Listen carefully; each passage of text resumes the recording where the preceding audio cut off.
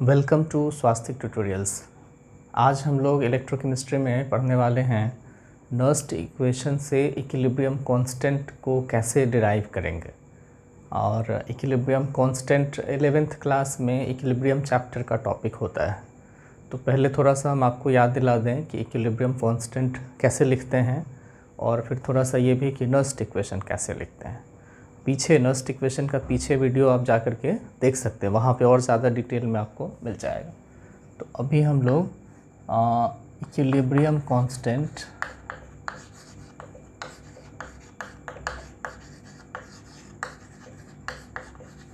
जिसको Kc या फिर Kp ये लिखा हुआ आपको मिलेगा। Kc कहते हैं जब, तो उसका मतलब होता है equilibrium constant in terms of concentration, और जब Kp कहते हैं तब उसका मतलब होता है equilibrium constant in terms of pressure.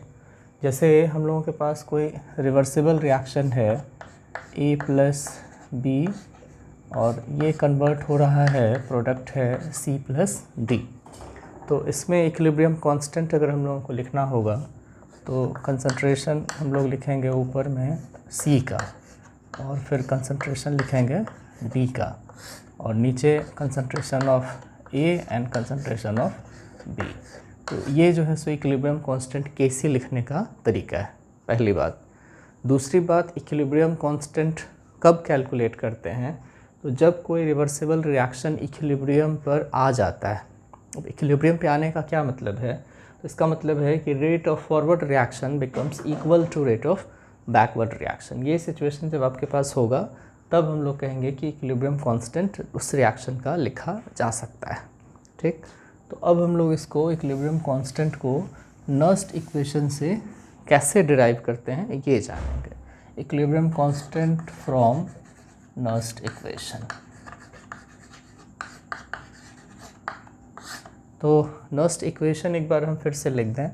हम लोग के पास नर्स्ट इक्वेशन में होता था EMF ऑफ द सेल, वो लिखते थे E0 मतलब standard EMF of the cell minus 2.303 RT by NF log Q। ये हम लोगों के पास इक्वेशन 1 है, जिसको हम लोग कहते थे नर्स्ट इक्वेशन। अब इस नर्स्ट इक्वेशन में हम लोग कंडीशन सोचेंगे कि ये इक्विलिब्रियम कांस्टेंट से कैसे रिलेट करें। तो यहाँ पे जो आपको Q दिख रहा है उसको हम लोग कहते हैं रिएक्शन कोशेंट। एक्चुअली Q का एक्सप्रेशन भी वैसा ही होता है जैसा Kc का होता है, लेकिन Q हम लोग तब लिखते हैं जब रिएक्शन इक्विलिब्रियम पर नहीं होता है, और अगर रिएक्शन इक्विलिब्रियम पर हो जाता है तब दो चेंजेस आपको इसमें देखने को मिलेंगे। हम लोग इसमें लिख देंगे कि एट इक्विलिब्रियम, अगर ये इक्वेशन इक्विलिब्रियम पर लिखा जाए तो सबसे पहला चेंज तो ये होगा कि Q के बदले हम लोगों का हो जाएगा Kc, और दूसरा चेंज क्या होगा कि जो E सेल है वो हो जाएगा 0। E0 सेल, ध्यान देना है, E0 सेल 0 नहीं होगा, E0 सेल हम लोगों का 0 नहीं होगा, E सेल 0 हो जाएगा। अब E सेल 0 होने का क्या मतलब है, तो जैसे हम लोगों के पास जो इलेक्ट्रोकेमिकल सेल होता है उसमें लेफ़्ट साइड में बनाते हैं एनोड और राइट साइड में बनाते हैं कैथोड। तो एनोड से इलेक्ट्रॉन जाता है कैथोड की तरफ, और अगर वैसा इक्विलिब्रियम का कंडीशन आए तो इसका मतलब है कि इधर से इलेक्ट्रॉन इधर भी आने लगेगा और सेम स्पीड से आएगा। तो अगर नेट चेंज या नेट फ्लो ऑफ इलेक्ट्रॉन हम लोग चेक करें तो जो वायर एनोड और कैथोड को कनेक्ट करता है उसमें कोई इलेक्ट्रॉन फ्लो नहीं होगा। इट मीन्स कि करंट 0, तो हम लोग कह सकते हैं कि EMF 0, इसीलिए यहाँ पे EMF 0 हो जाएगा। और ये कब होगा, तो जब रिएक्शन इक्विलिब्रियम पे होगा तब होगा। अब इसके लिए हम लोग इस इक्वेशन को E सेल को तो कर दिया 0, तो इसके बदले यहाँ पे लिख देंगे 0। फिर यहाँ हम लोग E0 सेल तो जैसे है वो लिख देंगे, 2.303 RT भी लिख देंगे और NF भी लिख देंगे, और यहाँ log Q के बदले हम लोग लिख देंगे Kc। अब क्या है कि E0 सेल को लेफ़्ट साइड ले आते हैं, तो E0 सेल हम लोगों का अगर लेफ़्ट साइड में आएगा तो ये माइनस साइन के साथ आएगा, और यहाँ पे हो जाएगा 2.303 RT by NF log Kc। ठीक है, यहाँ से यहाँ तक में इक्वेशन में हम लोगों ने यहाँ रखा नेगेटिव, यहाँ पे नेगेटिव, तो ये दोनों नेगेटिव कैंसिल हो जाएगा, दोनों जगह नेगेटिव अगर है तो कैंसिल हो जाएगा। तो इक्वेशन हो जाएगा E naught cell equals to 2.303 RT/NF log Kc। अब इसमें अगर आप R का वैल्यू जो है वो रखते हैं, R का वैल्यू हम लोग रखते हैं इसमें 2.303 है, और R का वैल्यू ऊपर हम इसको सॉल्व करते हैं, इसको मिटाते हैं। ये हम लोग इसको रिएक्शन को ऊपर लिख देते हैं, तो ये इक्वेशन को ऊपर लिख देते हैं, E naught cell equals to 2.303। R का वैल्यू हम लोग ऐसा यूनिट में लेते हैं 8.314, और temperature generally 298 kelvin, room temperature 298, फिर यहाँ पे N और फैराडे कांस्टेंट 96,500 और इधर log Kc। तो इन सभी नंबर्स को अगर हम लोग सॉल्व करें तो फिर हम लोगों के पास इक्वेशन हो जाएगा E naught cell equals to 0.059/n log Kc। तो ये एक इम्पॉर्टेंट रिलेशन हम लोगों के पास हो गया, इसको हम इक्वेशन 2 यहाँ पे लिख देते हैं, जिसमें किसके किसके बीच का रिलेशन है। तो ये रिलेशन हम लोगों के पास है ई नॉट सेल मतलब standard EMF of the cell और इक्विलिब्रियम कांस्टेंट। तो इस दोनों में कई सारा न्यूमेरिकल भी आता है जिसमें केसी कैलकुलेट करने को रहेगा, या फिर कभी केसी दिया रहेगा, ई नॉट सेल कैलकुलेट करने का रहेगा। आपको सिर्फ क्या ध्यान देना होगा, एन कैसे निकालते हैं। तो एन कैसे निकालते हैं उसके लिए आप ये जो हम लोगों का जो वीडियो है उस सीरीज़ में अगर आप नस्ट इक्वेशन का वीडियो जा कर के देखेंगे तो उसमें आपको एन निकालना हम पहले बता चुके हैं। तो ये हम लोगों के पास जो है सो relation between equilibrium constant and EMF of the cell हो गया। हम लोगों ने अभी डिराइव किया इक्विलिब्रियम कांस्टेंट और ईएमएफ ऑफ द सेल, जो standard EMF of the cell है उसके बीच का रिलेशन जो यहाँ लिखा हुआ है, E naught cell equals to 2.303 RT/NF log Kc। अब हम लोग इक्विलिब्रियम कांस्टेंट और गिब्स फ्री एनर्जी, या फिर आप कह सकते हैं कि अब हम लोग इलेक्ट्रोकेमिकल सेल के गिब्स फ्री एनर्जी के बारे में पढ़ने वाले हैं। तो टॉपिक यहाँ पे हम लिख देते हैं Gibbs free energy. Actually Gibbs free energy thermodynamics में पढ़ते हैं हम लोग, और गिब्स फ्री एनर्जी दो तरह का हम लोगों के पास होगा। एक तो सिंपली हम लोग कहते हैं डेल्टा जी, और एक हम लोग कहते हैं डेल्टा जी नॉट। तो ये दोनों क्या है इसको हम लोग जान लेते। जब सिर्फ डेल्टा जी लिखा हुआ रहेगा इसका मतलब है गिब्स फ्री एनर्जी, और ये Gibbs free energy eight non standard condition. और अगर डेल्टा जी नॉट लिखा हुआ रहेगा तो ये जो है सो Gibbs free energy at standard condition. तो ये स्टैंडर्ड है और ये जो है सो हम लोगों के पास नॉन स्टैंडर्ड है। तो ये जो है सो बात आपको क्लियरली पता होना चाहिए। सवाल में ध्यान देना पड़ता है कि डेल्टा जी नॉट से हम लोगों का सवाल बनेगा या फिर डेल्टा जी से बनेगा। अब गिब्स फ्री एनर्जी को समझ लेते हैं। सुनने में लगता है कि गिब्स फ्री एनर्जी फ्री, ये जो वर्ड फ्री है ये सबसे ज़्यादा कन्फ्यूज़न क्रिएट करता है। फ्री मतलब लोगों को लगता है क्या कि जो चीज़ मुफ्त में मिल रही हो वो फ्री नहीं। इसको आप ऐसे समझिए, जैसे आप मान लेते हैं कि किसी ऑटो वाले से या फिर किसी टैक्सी वाले से पूछते हैं कि फ्री हो, तो फ्री हो कहने का मतलब अगर आप वो कहता है कि हाँ फ्री हूँ, तो ऐसा थोड़ी है कि कहते हैं कि फ्री हो तो जाओ कुछ काम करो। नहीं, फ्री हो तो फिर हम लोग अपना कुछ उससे जो है सो कहीं हम लोगों को जाना होता है, स्टेशन जाना है, एयरपोर्ट जाना है, कहीं जाना है, तो वो हम उसको बताएंगे। तो पहले जैसे टीचर को ही कोई आदमी हमको कोई फ़ोन करे, कोई स्टूडेंट कि सर फ्री हैं, अब हम कहें कि नहीं हम फ्री नहीं हैं, हम पैसा लेते हैं, ये ऐसे नहीं। इसको हम लोग कह सकते हैं कि फ्री मतलब वो पूछ रहा है कि कुछ काम होगा उसको। तो मेरा काम क्या है, पढ़ाना, तो हमसे पढ़ाई से रिलेटेड कोई बात पूछेगा। तो फ्री अगर कोई चीज़ हम लोग कहते हैं यहाँ पे गिब्स फ्री एनर्जी, तो ये फ्री वो वाला एनर्जी जो काम में यूज़ होने वाला है।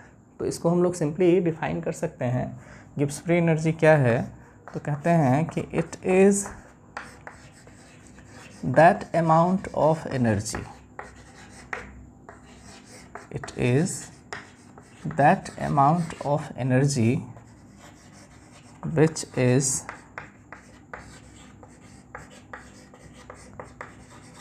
converted into useful work. ये वो अमाउंट ऑफ एनर्जी है जो यूज़फुल वर्क में कन्वर्ट होता है। हम लोगों के पास बहुत सारा डिवाइस है, जैसे मान लेते हैं फ़ैन, तो फ़ैन को हम लोग इलेक्ट्रिकल एनर्जी देते हैं और चाहते हैं कि वो मैकेनिकल वर्क करे, लेकिन फ़ैन के साथ क्या है कि फ्रिक्शन की वजह से वो गर्म भी हो जाता है। फ़ैन जब चलता है तो एक हल्का सा जो है सो एयर की वजह से फ्रिक्शन जो होता है उसके ब्लेड्स का, उससे आवाज़ भी सुनाई देता है। पंखा से हम लोगों को शोर तो नहीं सुनना चाहिए, फिर पंखा का इस्तेमाल हम लोग हीट के लिए भी नहीं करते हैं। फ़ैन से हम लोगों को एयर चाहिए, जाहिर सी बात है गर्मी लग रही होगी तभी पंखा चलाएंगे। तो ये जो एनर्जी का हम लोगों का बर्बादी हो रहा है in the form of heat and in the form of noise, ये जो एनर्जी बर्बाद हो गया तो बाकी जो बचा वही तो यूज़फुल वर्क में कन्वर्ट हुआ। जैसे मान लेते हैं कि 100 किलो जूल का एनर्जी दिए and out of 100 kilo joule fan जो है सो 60 किलो जूल एनर्जी लॉस कर गया, बर्बाद कर गया हीट में और साउंड में, तो 40 किलो जूल वर्क हुआ। तो गिब्स फ्री एनर्जी हम लोग कह सकते हैं कि वो 40 किलो जूल है। सिंपल वर्ड्स में ऐसे समझ सकते हैं आप। तो यहाँ पे हम लोग कहते हैं कि गिब्स फ्री एनर्जी क्या है, तो it is that amount of energy which is converted into useful work. ये वो अमाउंट ऑफ एनर्जी है जो यूज़फुल वर्क में कन्वर्ट होता है। फ्री से कन्फ्यूज़न नहीं होना चाहिए। तो बहुत सारे जगह पे इसी वजह से फ्री हटा देते हैं हम लोग और सिर्फ गिब्स एनर्जी को कहते हैं। तो गिब्स एनर्जी का रिलेशन किसके साथ हुआ, वर्क के साथ। तो हम लोग फिज़िक्स में वर्क को दो तरीके से पढ़ते हैं।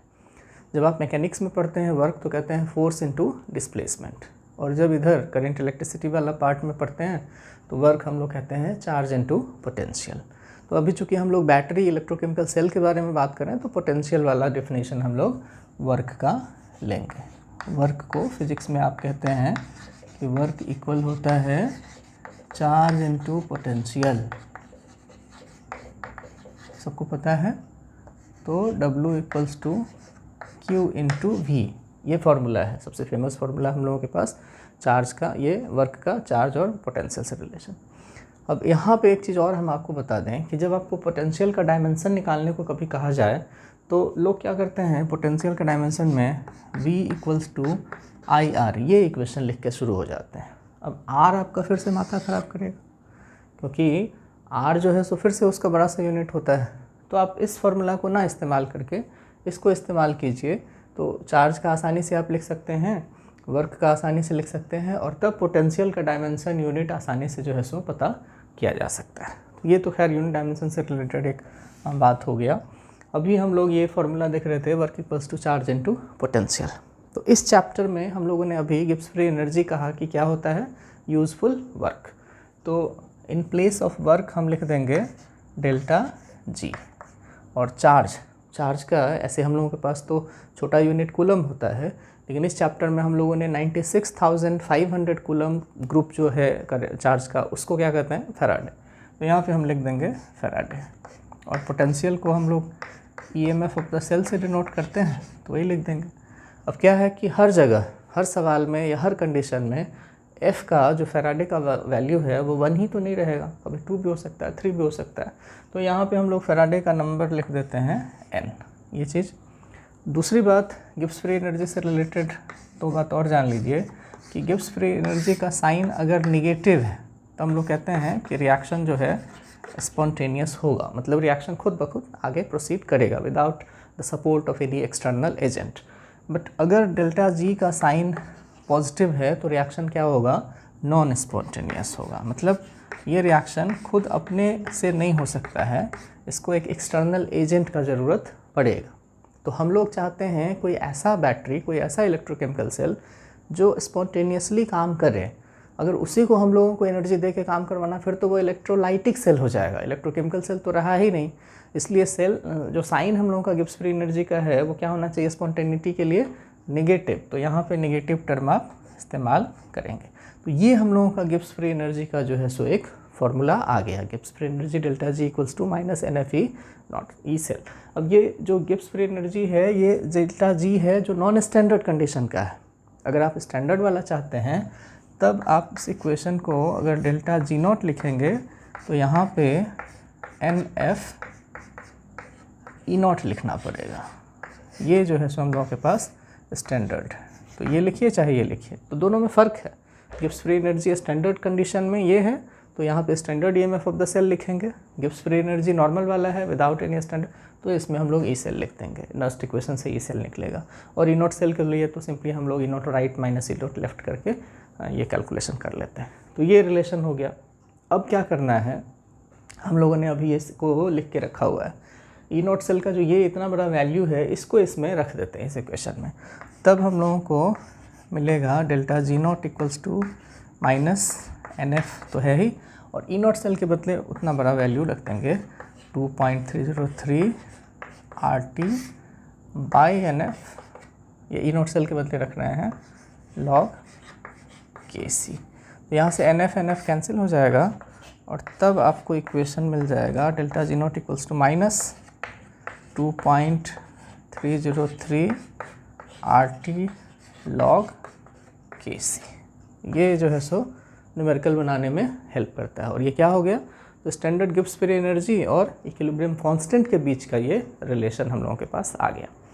इस इक्वेशन को कई अलग अलग तरीके से लिखा जाता है, इस इक्वेशन को कई अलग अलग तरीके से लिखते हैं, वही जो है सो अभी हम लोग देख लेंगे। क्योंकि ऑब्जेक्टिव सवाल जब आपके पास आता है तो एक एक ऑप्शन में, एक एक सवाल में 4 ऑप्शन होते हैं। तो एक तो ये इक्वेशन हो गया, दूसरा जान लीजिए कि 2.303 लॉग को हम लोग ln लिख देते हैं, 2.303 लॉग को ln लिख देते हैं। तो यहाँ पे 2.303 है, लॉग है, इस दोनों को हम लोग सिर्फ ln लिख देंगे, तो ये इक्वेशन हम लोगों के पास हो जाएगा delta G not equals to minus R T ln K सी। अब ये लॉग के सी के बदले हम लोगों का हो गया ln के सी।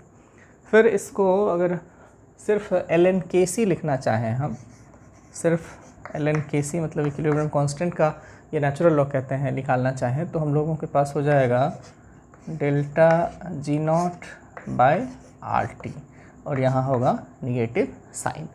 और अगर इस इक्वेशन में आप ln को हटाना चाहते हैं, सिर्फ के सी लिखना चाहते हैं, तो ln को हटाएंगे तो ये जो पार्ट है वो चला जाएगा एक्सपोनेंशियल के फॉर्म में चला जाएगा, और तब हम लोगों का ये के सी इक्वल्स टू हो जाएगा e to the power minus delta G not by R T, ये हो जाएगा। तो एक तो ये हम लोगों के पास रिलेशन है, एक ये रिलेशन है और एक ये रिलेशन है। तो ये तीनों इक्वेशन आपको ऑब्जेक्टिव क्वेश्चंस के 3 ऑप्शन में दिया रहेगा और लास्ट में ऑल ऑफ द अबव लिखा रहेगा, और which of the following is a correct relation between Gibbs free energy and equilibrium constant, ऐसा सवाल पूछा जा सकता है। इससे न्यूमेरिकल भी पूछा जाता है, इसमें कैलकुलेशन भी रहता है और ये रिलेशन से रिलेटेड भी बात रहता है। तो आज हम लोगों ने डिस्कस किया गिब्स फ्री एनर्जी के बारे में, इक्विलिब्रियम कांस्टेंट के बारे में और ईएमएफ ऑफ द सेल के बारे में। और ये सब किसके आसपास का चैप्टर में, किसके आसपास का टॉपिक है, तो नर्स्ट इक्वेशन के आसपास का ही ये सब जो है सो हम लोगों के पास टॉपिक।